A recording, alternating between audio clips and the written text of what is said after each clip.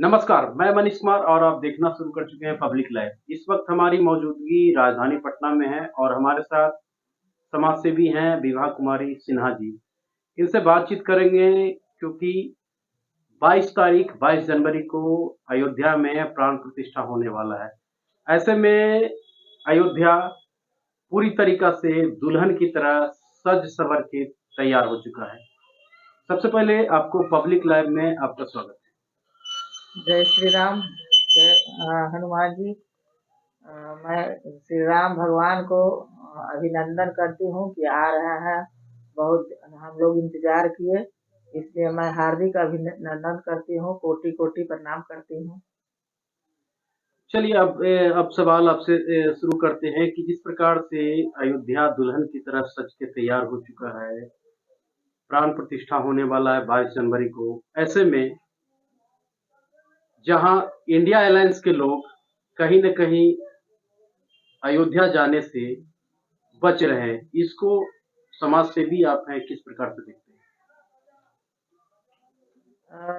यहाँ जब राम और रावण में लड़ाई हुई थी, तो रावण से हुई थी ना, तो इसी प्रकार अभी भी है। राम आ रहे हैं तो रावण का जरूरत भी है, इसलिए रावण को अपना रोल निभा रहे हैं, और इसमें क्या कर सकते हैं। तो क्या लगता है कि अगर जो मंदिर वहां अयोध्या जाएगा वही सिर्फ राम का भक्त कहलाएगा? क्या घर में रह के पूजा पाठ नहीं किया जा सकता है या और अन्य मंदिरों में जाके? नहीं, राम का भगवान तो वहाँ आ रहा है, प्राण प्रतिष्ठा वहाँ हो रही है। जब भगवान बुलाएंगे वहां भी जाएंगे, लेकिन भगवान सर्वत्र है, सभी जगह है। हम लोग घर में भी पूजा करेंगे, मंदिर में भी पूजा करेंगे, और जो श्रद्धा भगवान वहाँ सब लोग चले जाएंगे, तो बहुत भीड़ हो जाएगी। तो ये नहीं है कि हम वहीं जाएंगे तो हम भगवान राम हम पर खुश होंगे, वहां नहीं जाएंगे तो नहीं होंगे, ये और कोई बात नहीं है। तो यहाँ भी हम लोग यही कर बात सकते तो हैं। इंडिया अलायंस के लोग भी कह रहे हैं कि जरूरी नहीं है कि अयोध्या जाना। नहीं, मान लिया जाए जरूरी नहीं है, और लोग के लिए जरूरी नहीं है। जिनको वहां बुलाया गया है वहां नहीं जा रहे हैं, ई कह के कि हम नहीं जाएंगे, राम नहीं है, उन राम के अभद्र बात बोल के, और विपक्ष से बात करते हैं, रावण का रोल कर रहे हैं, हर तरह का बात कर रहे हैं। इसलिए कह रहे हैं कि रावण है, और विपक्ष ये बोल रहे हैं, और कोई बात नहीं है कि वो लेकिन राम। लेकिन जिस प्रकार से अब इंडिया अलायंस के लोग विरोध करते करते अब शंकराचार्य लोग भी विरोध करने लगे हैं कि अधूरा मंदिर तैयार हुआ हुआ है और प्राण प्रतिष्ठा इतना जल्दी जरूरी क्या था भाजपा वाले लोग? भाजपा वाले लोग तो कर नहीं रहे हैं, वहाँ के जो मठ के अध्यक्ष हैं वो कर रहे हैं। भाजपा वाले तो ये नहीं कह रहे हैं कि भाजपा वाले यदि मठ के अध्यक्ष नहीं कहते तो थोड़े प्रधानमंत्री कहते कि नहीं 22 तारीख को होना है। तो मठ के अध्यक्ष कहे हैं, विपक्ष बोलते हैं, उनको तो बोलना काम है। शंकराचार्य विपक्ष तो नहीं है, अभी जानते हैं। शंकराचार्य विपक्ष नहीं है, लेकिन पता नहीं क्या उनका है, लेकिन उनका हम सम्मान करते हैं। अब उनके मन में क्या है ये तो हम लोग नहीं जानते हैं, लेकिन उनका जो वहाँ का अध्यक्ष है वो भी तो अच्छा सोच के ही कर रहे हैं। चलिए हम बिहार की बात कर ले, खास करके आज बिहार में और झारखंड में ईडी हेमंत सोरेन से जा करके पूछताछ की है और ऐसे में बिहार के लालू परिवार पे भी ईडी का शिकंजा कसते जा रहा है। इस पर क्या कुछ कहना है?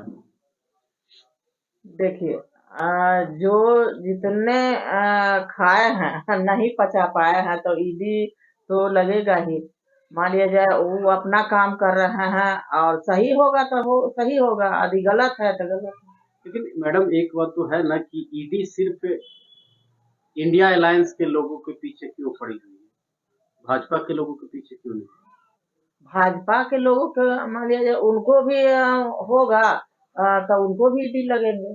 ऐसा थोड़ा है कि भाजपा के है और इंडिया अलायंस के है तो नहीं करेंगे, ये तो सब पर जो करेंगे। कांग्रेस से मान लोग लिया आए, देखिए बहुत लोग कांग्रेस हाँ। से लोग आए हैं, कांग्रेस से, टीएमसी से, बीजेपी में शामिल हुए हैं, पहले कहीं न कहीं प्रधानमंत्री मोदी इन पे अटैक करते थे कि ये सब भ्रष्टाचारी हैं। क्या बीजेपी में जाने के बाद सब वॉशिंग पाउडर निर्मा हो गए? नहीं, वैसा नहीं है। सब पर होगा, धीरे-धीरे होगा।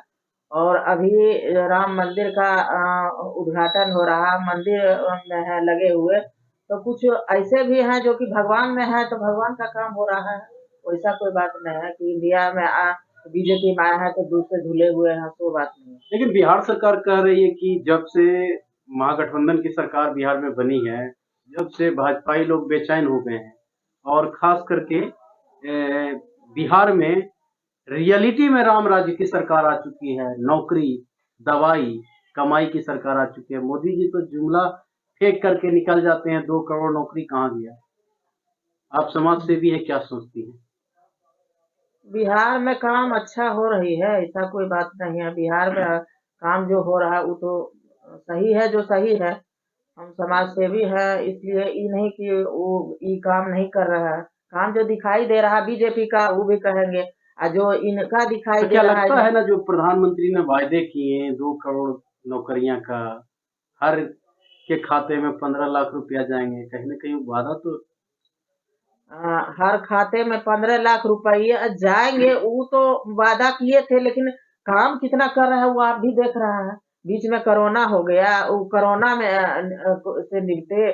फिर देखिए कि यहाँ राम मंदिर का काम हो रहा है, हर स्वास्थ्य पर काम हो, सभी राम जगह मंदिर काम हो का, रही है राम मैडम। मंदिर तो मैडम सुप्रीम कोर्ट के आदेश से बना है। सुप्रीम कोर्ट के आदेश के द्वारा बना है, इसमें प्रधानमंत्री का क्या रोल? सुप्रीम जबकि हिंदू का सरकार था, इसलिए हम कह रहे हैं, हम ये पक्ष विपक्ष का बात नहीं कर रहे हैं। हम ये देख रहे हैं कि मुलायम सिंह का सरकार था, मस्जिद जो ढहा गया था, कितना हिंदू मारे गए थे। उस समय हिंदू का सरकार थी, मुलायम सिंह थे, उस समय तो नहीं होना चाहिए था, लेकिन हुआ। अच्छा, एक इन दिनों भारत न्याय यात्रा निकाले हैं राहुल गांधी, इसको किस प्रकार से देखती हैं? आज खास करके असम में उनके उनके ऊपर अटैक हो चुका है, इसको किस प्रकार से आप देखती हैं एक समाज सेवी होने के नाते? क्या ये अटैक जायज है? देखिए, ये जायज नहीं है, लेकिन राजनीति में समझ नहीं पाता है। हम लोग पाते हैं कि ये लोग अटैक अपने आप पर करवाते हैं। लेकिन आरोप तो मैडम लग रही है कि कहीं ना कहीं भारत न्याय यात्रा को रोकने के लिए बीजेपी के द्वारा एक बहुत बड़ी साजिश हो रही है। नहीं, बीजेपी क्यों रोकेगी? सर कोई अटैक अटैक कोई नहीं कर सकता है, ये तो हम नहीं मानते। अब क्या राजनीतिक है इसी। तो राहुल गांधी अपने ऊपर या अपने सहयोगी के ऊपर तो अटैक नहीं ना करवाएंगे, आप भी जानती हैं। कुछ भी हो सकता है। तो क्या लगता है कि राहुल गांधी अपने ऊपर अटैक करवा लेंगे? सहानुभूति के लिए करवा सकते हैं, कौन भारी बात है। सहानुभूति के लिए राहुल गांधी क्यों नहीं करवा सकते हैं? हाँ, जनता की सहानुभूति बटोरने के लिए इलेक्शन का टाइम आ रहा है तो कर सकते हैं। जनता भी समझ रही है। लेकिन लेकिन लेकिन लेकिन आरोप लग रहा है कि बीजेपी वाले ही करवाए हैं। तो ये क्यों अटैक क्यों करवाएंगे? जब तक बीजेपी या विपक्ष, मान लिया बीजेपी करवाती है, मैंने साफ शब्दों में कहना है कि राहुल गांधी की यात्रा से बीजेपी डरी हुई है, क्योंकि यात्रा में इतना भीड़ आ चुका है कि उससे भाजपाई लोग डरे हुए हैं। नहीं, भाजपाई लोग, चाहे हम किसी का पक्ष नहीं लेते हैं, लेकिन कोई डरने की बात नहीं है। यहाँ ये है कि ये लोग राजनीति खेलते हैं। हम लोग तो इतने दिन में देख रहे हैं कि हम लोग बहुत नजदीक से राजनीति को देखे हैं कि ये लोग अपने आप पर करवा लेते हैं, उसके बाद विपक्ष पर फेंक देते हैं। विपक्ष वाले करवा लेते हैं, फिर पक्ष वाले पर फेंक देते हैं। तो ये लोग का राजनीतिक खेल है।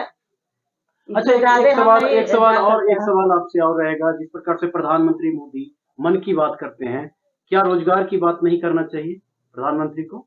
हाँ, करना चाहिए, रोजगार की भी बात करना चाहिए। क्या नौकरी की बात नहीं करनी नौकरी चाहिए? देखिए, हर व्यक्ति को, प्रधानमंत्री हो या मुख्यमंत्री हो, सबको नौकरी देना संभव नहीं है। कोई भी प्रधानमंत्री वादा करते हैं या मुख्यमंत्री वादा करते हैं तो गलत करते हैं। अभी हर हम चाहेंगे जितना एक करोड़ 40 लाख का हम नौकरी दे दें, संभव है? नहीं ना है। ये तो प्रधानमंत्री का ही वादा था कि हर साल 2 करोड़ नौकरियां देंगे। हर साल 2 करोड़ नौकरियां देंगे, तो किसी न किसी रूप में दे भी रहे हैं। बिजनेस करवा रहे हैं, चाहे खाता में पैसा दे रहे हैं, चाहे कुछ न कुछ कर रहे हैं। ऐसा थोड़े है कि नहीं कर रहे हैं। चाहे महंगाई बढ़ा के दे रहे हैं। महंगाई हर सरकार में बढ़ती है तो घटती नहीं है। हर सरकार में महंगाई जो बढ़ रही है वो घटती है। 24 का चुनाव को आप किस प्रकार से देखती हैं? आप समाज सेवी हैं। 24 का चुनाव अभी आने दीजिए, अभी तो। अच्छा, आप समाज सेवी हैं, बताइए कि क्या नीतीश कुमार को अ, इंडिया अलायंस में अभी रहना चाहिए या फिर एनडीए में चल जाना चाहिए? देखिए, अब राजनीतिक में हम लोग आगे क्या कह सकते हैं, लेकिन मान लिया जाए अलट पलट नहीं होना चाहिए, सिद्धांत पर रहना चाहिए, लेकिन इन लोग का क्या सिद्धांत है समझ में नहीं आता है। बांधिए नहीं। हाँ मैडम, तो बोल रहे हैं कि ये बताइए कि नीतीश कुमार जी को जिस प्रकार से कहीं न कहीं कांग्रेस तवज्जो नहीं दे रहा है, नीतीश कुमार कांग्रेस को तवज्जो नहीं दे रहे हैं, ऐसे में इंडिया अलायंस कैसे चलेगी? देखिए, नीतीश कुमार जी को पहले तो इंडिया अलायंस में जाना ही नहीं चाहिए था। मेरा अनुभव जो कहती है कि वो बहुत सुरक्षित माने इज्जत से थे बीजेपी की सरकार में। प्रधानमंत्री मोदी भी बोले थे कि समाजवाद का एक अंतिम पौधा नीतीश कुमार अभी है। हाँ, है तो उसमें नहीं जाना चाहिए था, वही हम कह रहे हैं। और अभी फिर इधर से उधर हो रहे हैं तो ठीक नहीं है। इनका सिद्धांत क्या है?